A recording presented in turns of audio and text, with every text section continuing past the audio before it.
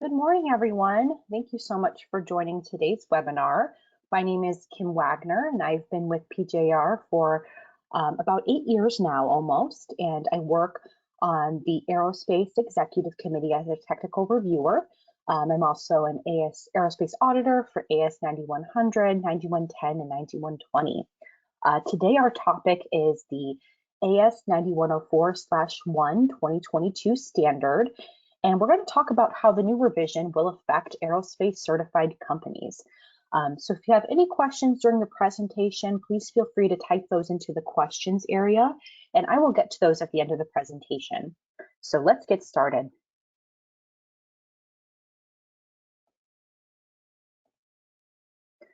Okay, so our discussion topics today are going to be the new requirements for aerospace certified organizations in the new AS9104 standard, the future of remote auditing, new documentation submission requirements, and new audit duration calculations. So we're going to dig into each of these and explore how they're going to affect any certified organizations. So new requirements for aerospace certified organizations. We'll start with 8.5.1.3.3, which says the AQMS standard, i.e. 9100, 9110, or 9120, utilized for certification shall be selected based on the organization's scope of certification. And there's a note here to refer to the intended application of the AQMS standards to determine the selection of the appropriate standard. So if you have a copy of your standard, I think it's on page 2 that has the intended application of each standard, but we're going to break those down here as well. So what does this mean for you as a certified organization? The scope of your organization must match the standard to which your organization is certified to. So during transition, we will be reviewing all scopes and will inform your organization if a change is required. So let's talk about what the intended application is for each standard. For AS9100, which is by far our largest of the 3 standards, most of our aerospace clients are certified to AS9100. It is for organizations that design, develop, or provide aviation, space, and defense products and services, and by organizations providing post-delivery activities, including the provision of maintenance, spare parts, or materials for their own products and services. Then we have AS9110, which is intended for organizations whose primary business is providing maintenance or continuing airworthiness management services for civil or military aviation articles and products by OEMs with maintenance, repair, and overhaul operations that are operated autonomously or that are substantially different from their production operations. And finally, we have AS9120, which is for organizations that procure parts, materials, and assemblies and resell these products to a customer in the aviation, space, and defense industries. So for our distributors here. And so again, what PJR will be doing is we're reviewing all scopes of our clients and make sure that they're certified to the proper standard. For example, I think there may be a few organizations that are certified to AS9100, but are distributors, so probably the proper standard is going to be AS9120 for them. And so we will be reaching out to any clients that need a standard change, and we'll then take the appropriate actions if that's necessary there. The next clause we wanted to talk about here is 8.5.11.1. This says that CBs shall suspend certification and retain documented information supporting the suspension decision for any of the following conditions. A, when an organization fails to reestablish conformance within 90 days from the date the nonconformance was issued, or B, when an ethical complaint or ethical related nonconformity has been substantiated with supporting objective evidence. So we'll break down these 2 subclauses here, starting with the first one. So what does this mean? This means that an organization must provide immediate correction for the nonconforming condition, identify root cause of the nonconformity, identify and implement corrective actions required to address the root cause and return the process to conformance, and 4, implement any other actions to assure the condition does not repeat. Now, sometimes that 4th step happens over an extended time. We'll be reviewing that on a case-by-case basis. Sometimes these other actions to ensure the condition doesn't repeat just take a little more time to implement. So in that case, the reestablishment of conformance is completed after step 3, and effectiveness verified, and the nonconformity will be closed after step 4. But this all must be completed within 90 days from the date the nonconformance was issued, or PGR is required to suspend the organization. And let's look at an example here of a nonconformance and how things will be closed out within 90 days. So for example, if a nonconformance was issued due to the management review missing some required inputs, the organization has 90 days to, 1, either complete a new management review, including those missing inputs, or conduct a gap review to cover those missing inputs. So that's the correction. It kind of brings that, it corrects that issue that was found and brings that back into conformance. Then 2, need to discover the root cause that led to the missing input. So determine why this was left out in the management review. What was missing in your process that allowed this to happen? Then 3 is identify and implement actions that address that root cause, that address that why, and bring the process back into conformance. And so that is when the establishment of conformance is completed. That all needs to be done within 90 days, or we are required to suspend. Then you must implement any other actions necessary to ensure the nonconformance does not repeat. So that's a little bit different here in the new version of the standard in terms of the timing requirements. Okay, and that second scenario for suspension, if we are informed of an ethical complaint, we must investigate. This could include requesting documentation, conducting reviews, by conducting a special audit, etc. For example, if we are contacted by someone, if we receive a complaint that says that there's an organization out there that is shipping non-conforming product knowingly without proper disposition or informing of interested parties, that's something that we have to investigate. And then if, verified upon investigation, would lead to suspension. Those are a couple scenarios there. Okay, the next clause we're going to look at is 9.1.2, which says AQMS certified organizations that have their AQMS standard certification suspended shall provide notification to their aerospace, space and defense, or AS&D customers within 15 days of suspension. So this is just something to keep in mind, that if your organization ever does face suspension, hopefully not, you are required to notify your aerospace, space, and defense customers within 15 days of that suspension. So very important to keep in mind. Okay, another big change here in the new version of the standard is that it no longer recognizes a campus, several, or complex structure. Only single and multi-site structures are going to be recognized now. So if your organization is not currently a single or multi-site structure, we will be conducting a review and make the determination of which structure is most appropriate for your organization. PGR will inform you if any additional information is required to make that determination, and will also inform you of your organization and which structure it will fall under. So no need to panic if you're currently a campus or several site or complex structure. PGR will be doing a review. We'll make sure we get you classified correctly as either a single site or multi-site structure when we transition to that new standard. Okay, our next big topic here is the future of remote auditing with the new version of the standard. So clause 8.5.4.2 says that where a physical location of a site exists and ICT is utilized, a maximum of 50% of the audit duration may be conducted remotely. And ICT stands for Information and Communication Technology. So this is a change from the previous version of the standard where only a maximum of 30% of the audit duration was able to be conducted remotely. Now, this also means that once that transition to AS9104/1A is complete, conducting any audit of a physical location 100% remotely will not be permitted. So the amount of 100% virtual audits that we've been doing for aerospace has really decreased since 2020 and 2021. Most of our clients are back to on-site audits, but there are still a few that had been conducted 100% remotely recently due to a couple existing kind of special circumstances. Those are no longer going to be applicable or available to you, in the new version of the standard. We just cannot do 100% remote audits for physical locations.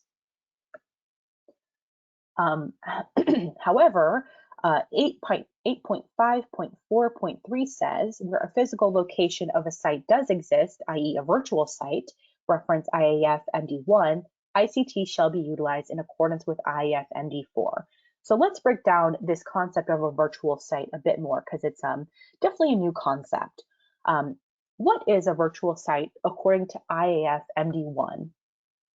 Virtual location where a client organization performs work or provides a service using an online environment allowing persons from different physical locations to execute a process. So note 1 says that a virtual site cannot be considered as such where the processes must be executed in a physical environment. So for example, if there's warehousing, physical testing laboratories, installation or repairs of physical products, manufacturing of physical products, if that's happening, then virtual site cannot be considered. That would be considered a physical site. But note 2 says that an example of a virtual site is a design and development organization with all employees performing work located remotely, working in a cloud environment. So if your organization has a site like that, where the activity performing is being performed in the cloud environment, whether it's design and development, if it's consulting for example, then you may be looking at a virtual site here. And if that's the case, that would be completed virtually, that audit. It says in note 3 that a virtual site is considered a single site for the purposes of calculating audit time.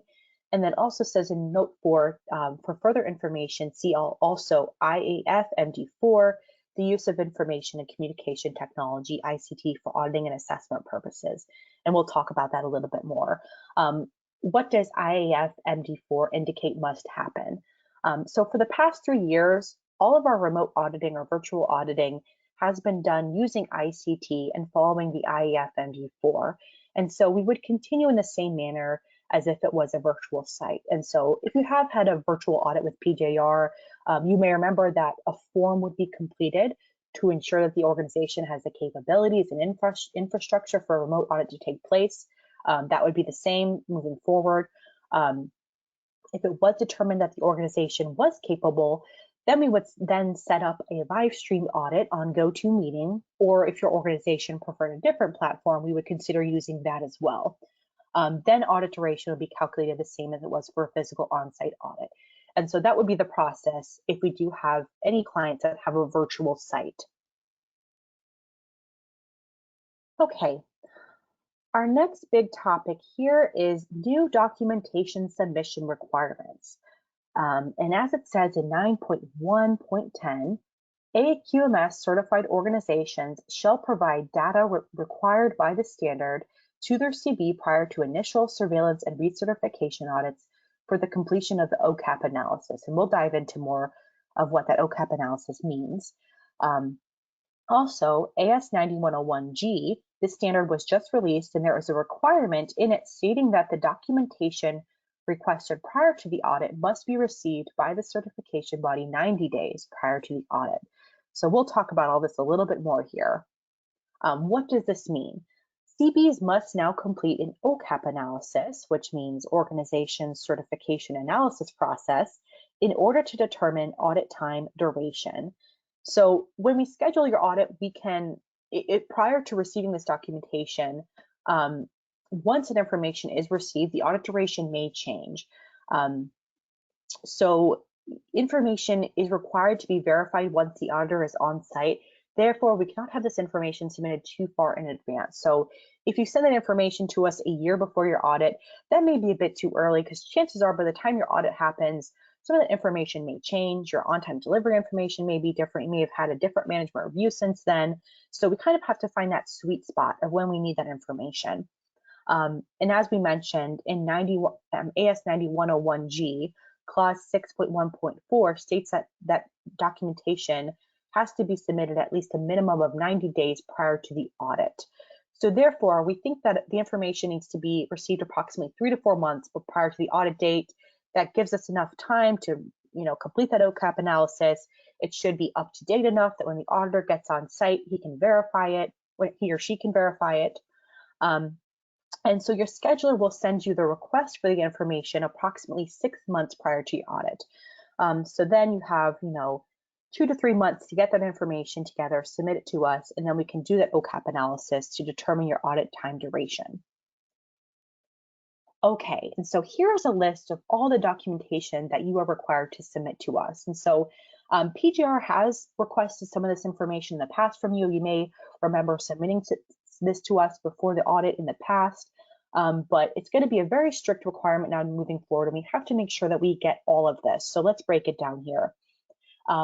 We need a copy of your interaction of processes, a copy of the internal audit program, and if you have a procedure for internal audits, that as well, a copy of your latest internal audit reports and findings, a copy of the latest management review information, a copy of on-time delivery goals and actuals, a copy of conformity of delivered product or service goals and actuals, so your product quality or surface quality information, your customer satisfaction goals and actuals, a copy of customer complaints or feedback, including customer scorecards, a copy of product-related safety issues, if applicable, if there have been any, a confirmation of the number of sites, a confirmation of number of employees per site, confirmation of the scope of your certification, and a list of additional aerospace standards utilized, such as AS9146 for fraud prevention and AS9102 for first article inspection.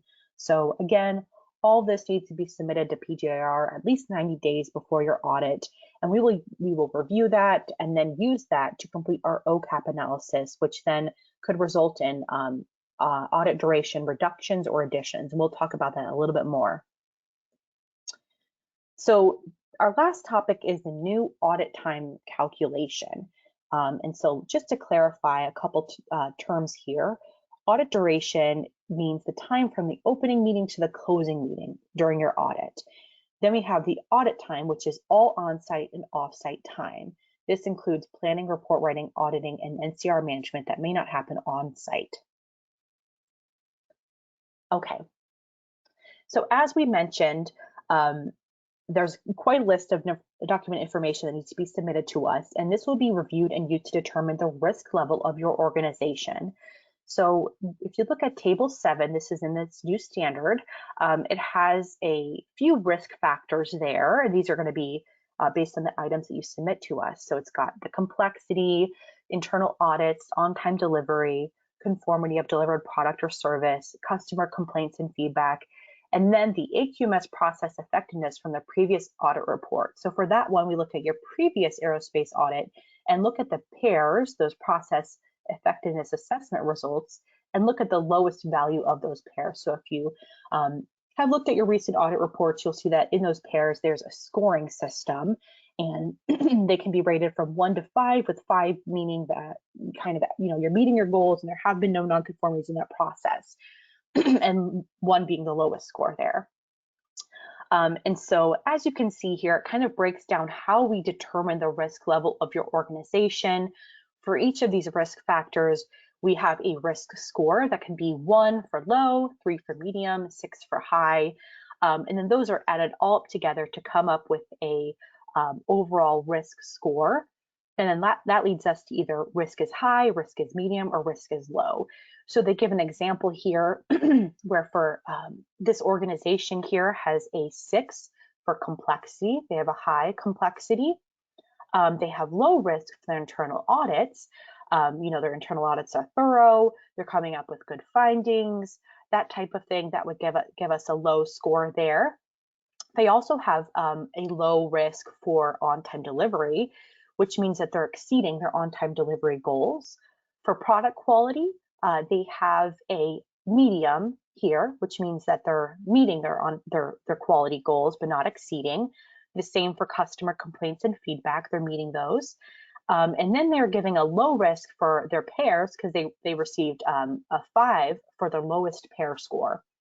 And so we add all that together to get, excuse me, a risk score of 15, which leaves us to the 24 to 12 range, which is a medium risk. So that's going to be how the risk level of your organization is determined. Okay. And then table 8 here, this is how we determine the starting point for your audit duration, and that's based off employee count. So as you can see in the far left column there, it's got the number of personnel, and it's got different brackets starting with 1 to 5 and then 6 to 10 and so on. And so wherever your organization falls, so let's say you've got 34 employees, that would put you in this 26 to 45 bracket, which means if you're having a stage 1 audit, you would have 5 days. If it's a surveillance audit, it's 2. Whoops, excuse me. And then if it's a recertification audit, it would be 4. And once the starting audit duration is determined, your organization's risk level that we previously talked about will be addressed in the following manner. If you're considered low risk after we do that analysis, there's a 10% audit time reduction. Medium risk, there's no change. And if we determine that you're high risk, there's a 10% addition there. And that's based on table 9 here on the right. In addition, site-specific processes are then reviewed and could also result in a reduction to a site's audit duration. Therefore, it's extremely important that your interaction of processes is clear as to what is done at each site. As you can see in the right hand there, the table 10, it shows that there's a 10% reduction if management doesn't happen at a certain site. If design doesn't occur, that's a 20% reduction, and so on. So it needs to be clear as it can be what's happening at each site so that we can properly give some of these audit duration reductions if there are certain processes not happening at certain sites. Okay, then we have a couple more requirements here that relate to audit duration. 8.5.1.6.5D says that the total reduction by site after all adjustments, including rounding, shall not exceed 50% of the audit duration per table 8. So the most reduction that we could provide is a 50% reduction. So just something to keep in mind. Then we have an 8.5.1.6.6. To determine audit time, 20% shall be added to the total audit duration for all sites. This added time is used for the OCAP analysis, for audit planning, and for report writing. So there's kind of this additional time that's for planning of the audit, for the auditor's report writing, for NCR management, and for us to utilize this OCAP tool. Okay, so here's kind of an example to make sense of all this. Let's say we have an organization that has their recertification audit coming up. They have 66 employees. We've determined that they're a low risk level and design is not applicable. So starting out, we'll look at the base audit duration for 66 employee organization. And so we'll go back a bit here to table 8, which shows us that an organization with 66 employees would have a 5.5 base audit duration for the recertification audit. So that's our starting point. And then we see that they were determined to be a low risk organization, which based on table 9 gives us a 10% reduction. And then they do not design or develop any products or services, so they get a 20% reduction on top of that. So as we can see, obviously 10% plus 20% gives us that 30% total reduction. That's based on that base audit time of 5.5, so that's 1.65 days. And so then 1.65 deducted from 5.5 brings us to 3.85, which we then have to round up to the nearest half day, which brings us to 4.0. So 4 days is that audit time now. And then we add the 20% for planning, which brings us to a total of 4.8. So that there is an example of how that audit time is going to be determined now. Again, it's based on employee count, and then it's also based on that OCAP analysis, which is a result of the review of that documentation that you sent us beforehand. So it's really important to get that information in at least 90 days before the audit. It's important that we know what's happening at each site so we can get you the most reduction possible. And so just knowing that that's how things will be going with the new audit time calculation in the new standard. Okay. So here's kind of the basic timeline information, and this is the most up-to-date we have. The transition deadline for certification bodies in the US is January 10th, 2024. So a little less than a year is when all certification bodies must be transitioned to the new standard. And PJR plans on transitioning in late 2023. So that's a timeline that we're currently working towards.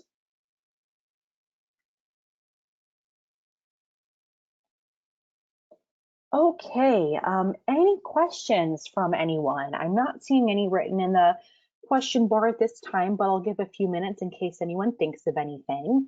And if you do think of something after the presentation, please feel free to reach out to Amanda Brown. She is our Aerospace Program Manager and kind of our subject matter expert when it comes to these standards. So her email address is listed here. It's abrown@pjr.com. Now we'll just give a few minutes to see if any questions pop up in the question bar.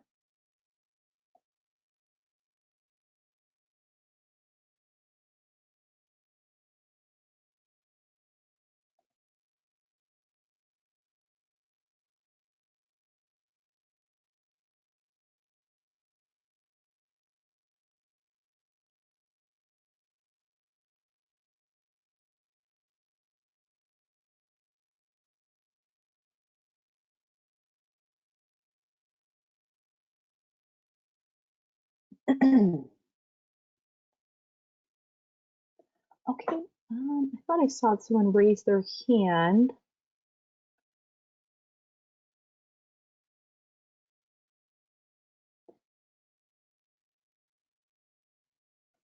Maybe not.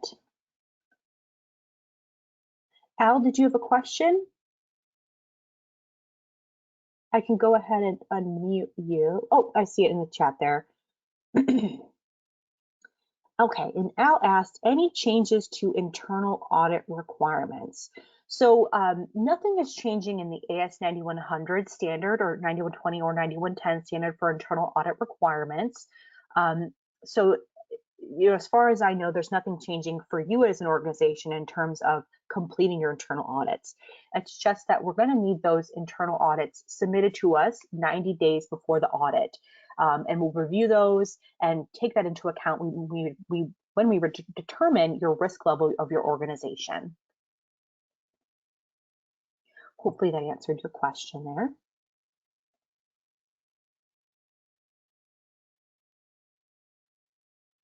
Any other questions?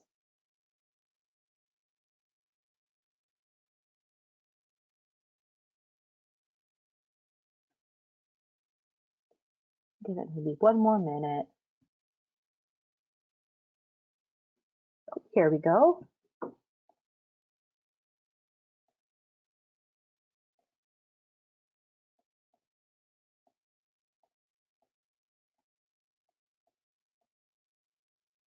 Okay, could you clarify your question for me, Al? I think it says certification TPAB ASD Probitas. I'm not quite sure what you're asking there.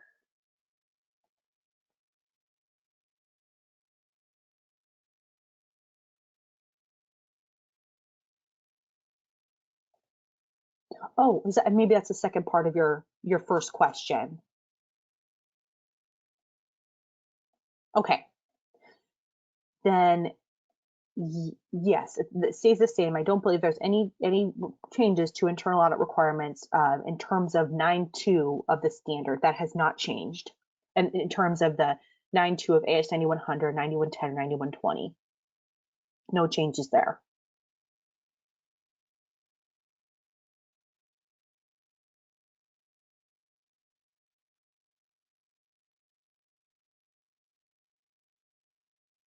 Okay, any other questions?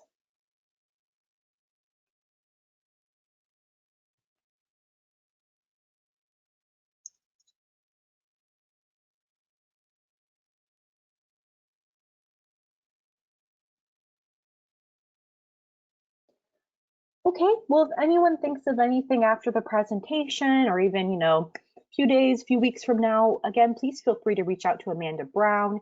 Her email there is abrown@pjr.com. You can also always call PJR headquarters and ask for Amanda Brown or ask for myself if you think of anything. But thank you all for joining today. I hope you have a lovely day and a great weekend.